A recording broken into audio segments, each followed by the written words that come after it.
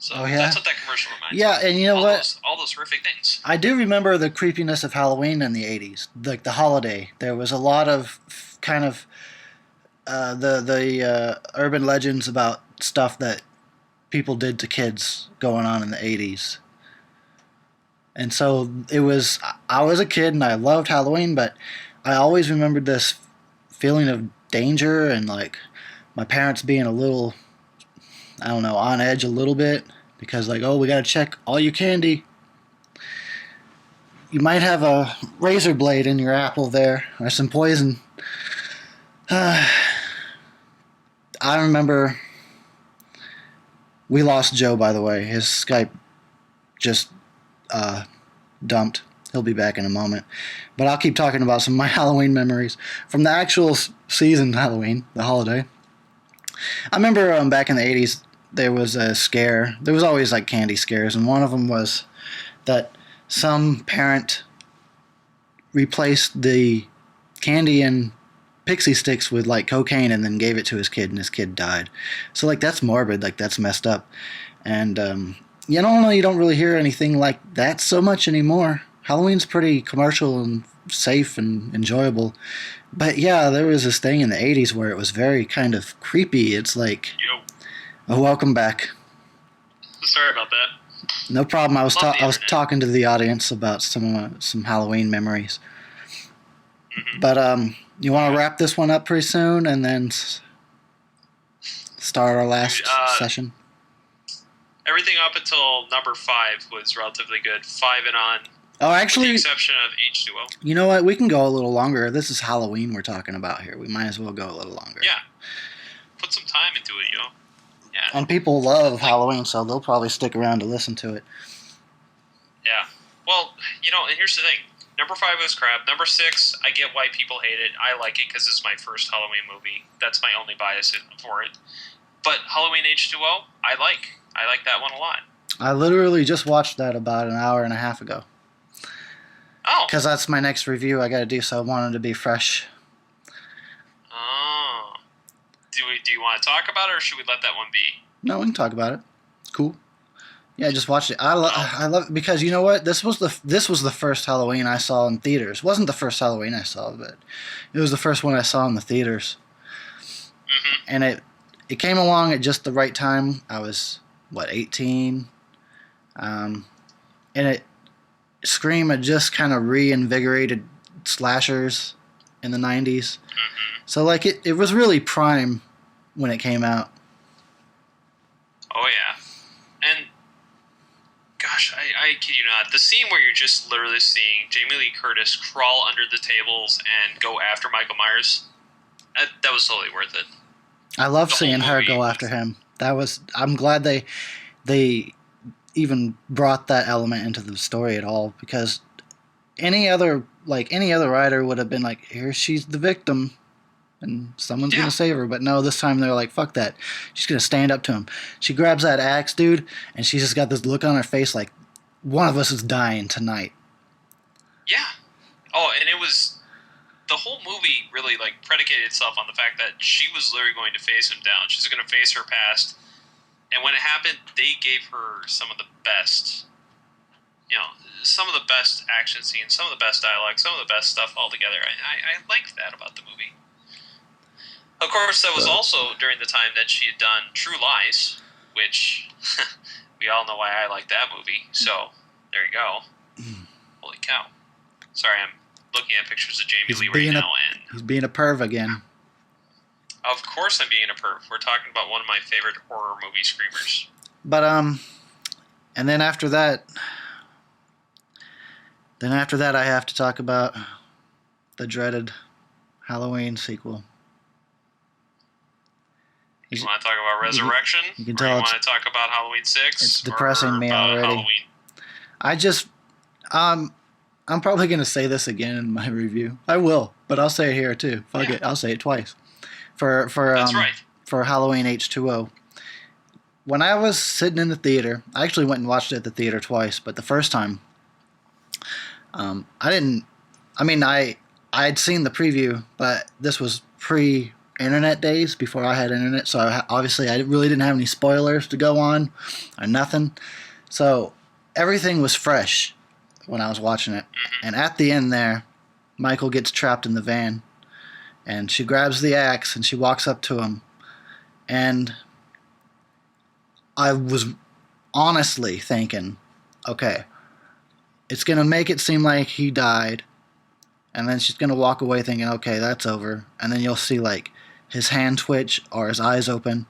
Because every goddamn horror movie has to end just like that, where he's dead, and then all of a sudden, you know, a little hand twitch or something. Oh, he might still be alive, you know, cliffhanger.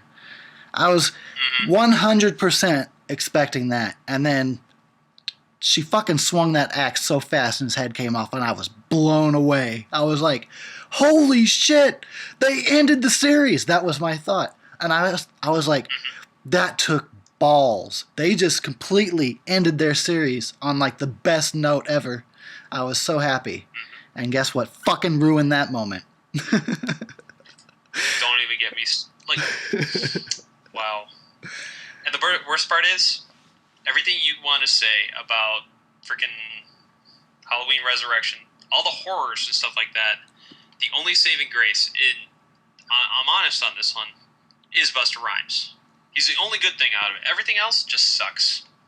And I can't even agree with that. And that's fair. I don't dislike him. I just don't think he belonged in a Halloween movie. But everything about that movie to me is all wrong. So it's not just him. I'm not saying, oh, he's the only thing. But no, everything is fucked up about that movie. That's fair. That's fair. But if you found enjoyment in his performance, then that's cool, because I think that's what they were going for. They were trying. It seems to me like they were trying to make the movie a fucking comedy.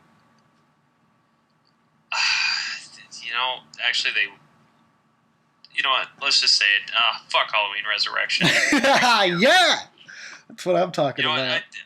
I tried being positive. That's what.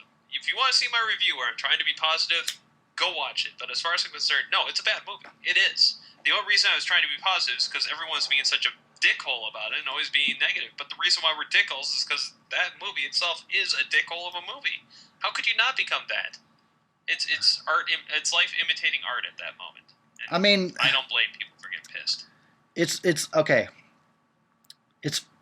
It's one thing that they completely fucked up the best ending to a movie franchise ever, but then to fuck it up with a real bad movie, like if the movie had been decent, I'd have been like, okay, I'll give it a pass, I guess. But like, nothing was redeemable at all, and like you guys had like the best thing going for you. You could have done your reboots after that or whatever, and just left the original series the way it was.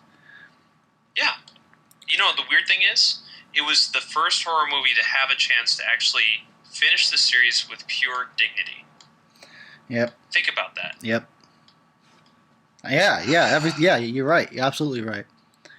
They did it. They did the whole series justice, and then they ended it like couldn't have been a better ending, and they could have left it at that, and it would have been a legacy. Absolutely. And no horror movie can end. Regardless, they always have to continue to make it. Like, they always have to continue to make sequels and things like that. Look at Saw. Saw had to keep going, and now they're making another Saw? Fuck them. Paranormal Activity? They have to make another Paranormal Activity? I know. I saw the preview to that. Yeah, so, see, like, yeah. We're getting all upset. But let's talk about... I don't know. I will say that Rob Zombie's first Halloween had some great moments inside of it, and it's just unfortunate that his dialogue sucked and that he believes white trash is the only way to tell a story about horror movie people. Yeah. So yeah, let's talk about his first one, because we started the show talking about H2, but we didn't really get into Rob Zombie's first Halloween. And I'm kind of about 50% on it right now. And when I first watched it, I really, really liked it a lot. But that's definitely gone down over the years, repeated viewings. And it's not the worst thing I've ever seen. But it's weird because you know my old Halloween reviews that I have on my channel. I mentioned this, that they should have picked one side of the story and then made that the movie, either the prequel or a remake. I don't like that they did both. And I understand where they were coming from with that. And when I first heard it, I thought, that sounds like a good idea. But then upon watching it, I'm like, no, like, if you want to show us how Michael became the way he is, if you insist on explaining that, make that the whole movie and actually delve into it. Mm-hmm. No, that's absolutely true. If they just did the first movie ending with him going to the psych ward, that would have been fine. Yeah. But they didn't do that. They just said, oh, well, let's just do all of it together for fun. Why not? Yeah. And then, the other thing, too, about this whole series is the fact, like, for the really good moments out there, it's his character writing that destroys everything. If Laurie Strode had not spent half the movie looking like a fucking hose bag with her friends, doing the fake humping, from mom and dad, like, what parents allow that crap?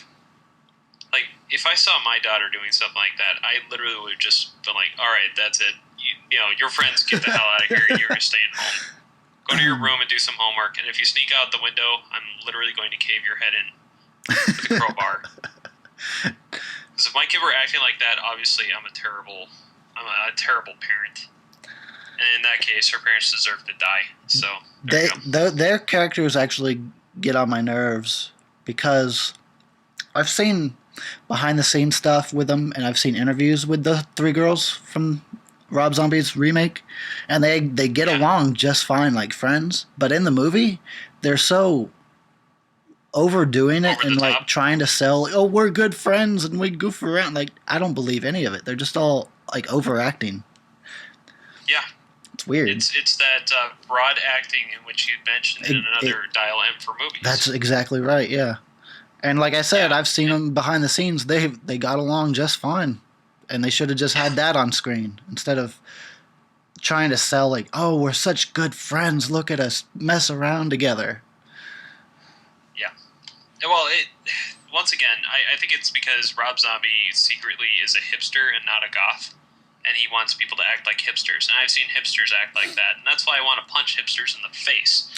But that's just my anger coming out again. All right, what else? Sorry. What else do we want to say about the Halloween series before we wrap it up?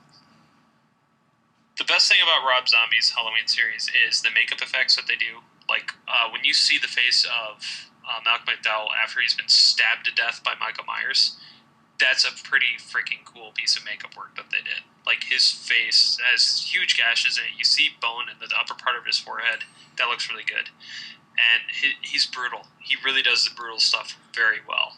Mm-hmm. So I'm going to give Rob Zombie big props on the brutality of his stuff. And definitely the fact, like, a 7-foot-tall Michael Myers, people complain about it. No, I'm fine with it. Mm-hmm. That's cool. If he's 7 feet tall, great. That makes him really intimidating. Right. Yeah, Tyler Mane is awesome as Michael. That's really the biggest pluses about Rob's movies right there. Yeah. Tyler Mane. It was all Rob Zombie, though. He's the reason why it sucked. It's Rob, not anyone else. I'd have to agree. And, like, I think I mentioned this before, like, where I remember I think I did talk about this. I'm going to fucking say it again. Oh, well. When it was, announced that Rob Zombie was going to remake Halloween, my friend and I, Tim, we were talking about it a lot because we were both so excited. We're like, dude, if anybody's going to remake this movie, it should be Rob Zombie. That's awesome. And then, like, bits and pieces of interview would come out, and Rob was always complaining, like, what I didn't like about Halloween, I didn't like that he knew how to drive. He's not going to drive in our movie. And he came off like a hipster, like you saying, like, oh, I know the way to do. I'm better than everyone else, and I know how to make the best movie. And like he totally discredited everything about John Carpenter's movie, like saying, oh, I didn't like this about it, I didn't like that, so we're going to do it different. I'm like, now it just sounds like you're power tripping at this point, and that's exactly what it was. And by the way, 8-year-olds understand the mechanics of pressing on a gas pedal. Regardless of what you say, an 8-year-old looks at a car and understands how to press on a gas pedal. My 8-year-old nephew knows how to drive a car. So, Rob, screw you. Go to hell. And you know what? In the original Halloween, you know what they say? Someone must have taught him how to drive, and that's all I needed. I was like, okay. Mm-hmm. Because who knows what fucking Yeah. happened in 15 years at the asylum. Yeah, exactly. Exactly. But nonetheless, But you know, I'll say this, with John Michael, Carpenter totally wins. yeah, Better well, director, no, better no, writer, that's not better even everything. up for debate. But when it comes to like the original Halloween and Michael Myers, you know, every time that they were transporting him around and stuff, he was probably watching real closely to everything, secretly learning shit. He's like, I'm gonna need to know that eventually for some, you know, if I ever decide to get out of here. You know, I'm sure he was watching people while they were driving or in anything. You know, like how did he get out? He was probably paying very close attention to a lot of stuff people were doing, and over 15 years, he knew how to get the hell out of there. Dr. Loomis said it really well. He was just staring. He was staring through the wall, through the fences, out into the world. He was thinking about what he's going to do. And guess what? That makes sense for a guy who's nothing but pure evil. Mm-hmm. He would just take his time. But, by the way, the only reason why we get so angry about this stuff is because we care so much about the fact that this is really something that scared us as kids, that scares us as human beings. And is truly an embodiment of what we think horror truly is. It's just sad to see it trivialized and turned into freaking Friday the 13th. You know why I get Is another so angry at Rob and his movies, his Halloween movies? It's like if some director took the project and then just screwed it up, I'd be like, well, I mean, you know, John Carpenter, and it's hard to live up to that. It sucks that you struck out, but it's all good. But with Rob, he's got such an ego about it that's what pisses me off. Like, he can't admit that he fucked up. He still thinks he did like a masterpiece or whatever, and that he corrected all the problems that were in the original or whatever. Fuck that. You lose, Rob. John Carpenter, king. Totally. And he will always be king because his movies actually understand the concept of terror. So Okay, there you go. yeah, let's drop that one for now. I think we've. Thanks for staying with us on that one, guys. We really appreciate it. we dedicated a lot of that to Rob, and it was. I think this was a therapy session for the two of us. We had to get all this shit out. Had to work it out, man. Had to work it out. So yeah, thanks for listening. We actually, you know what? I was like, we're gonna ramble, but we stuck on topic. So there you go. Yeah. It's Halloween. How do you not? I love it. Yes. You know what? Before we sign off, let's try not to do another 30 minutes. But you know, what do you think about another one? Because the Weinstein Company has been trying to get another Halloween off the ground for like 3 years now. Oh, there's a great line I remember Rob Zombie once wrote.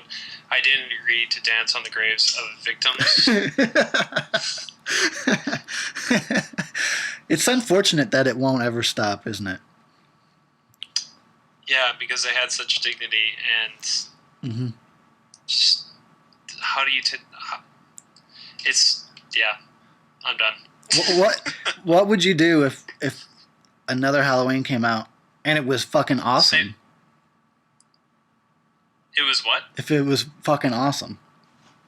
If somehow, by some miracle, it was actually kick ass. Here's the deal. I hear that over and over again. I think, oh, what if it's this good? What if it's this good? What if it's this good? How about I say it this way? Why can't we just accept what is good and move on to something else? Yeah. And let this have its dignity and let it be where it's at. It's the same reason why I don't watch any more Hobbit movies. They did good. They did what they were supposed to do. Now it's time to let it go. It's over. Or the superhero movies. They did a really good job. Why don't you just let it be, like, end on top? Just end right on top. Yeah. And just let it be. Because this could be 20 years. 20 years. It could be Star Wars before you fucked it up. But no, they got to keep going back. Yeah, okay. Well. That was mean, wasn't it? No, it was. Oh, no, I sorry. absolutely agree with everything you just said. And, like, part of the, you know, half the motivation is profit. That's on the studio side. But then the other half is So much more than it's that. it's unfortunately it's a lot of us the fans that we will keep going to see sequels. That's why I've decided never to go to another superhero movie or to another remake Halloween style movie or Friday the 13th or any of that stuff. I'm gonna pay see maybe another rent Friday. it. I just hope they did it better than the remake. Are they making it now? Supposedly. Well, Well, because just Paramount got the rights back, so that's their cash cow. So of course they're gonna make some more. oh, I don't know where to go with this. We're digging deeper here. Let's. Yeah, we're around in 30 minutes. Why don't we say, hey, we love Halloween, we just don't love what Halloween has become. Yeah, there you go. There you go. All right, so thanks for listening, guys, and putting up with our our moaning. So therapy session. Yes. Share your comments. What do you think about all the movies? Which ones are your favorites? Which ones do you wish they'd never made? And I'm Eric from Effin' Ingenious. Catch you on the next Dial M. Adios, guys. I'm Joe from Joe Papp.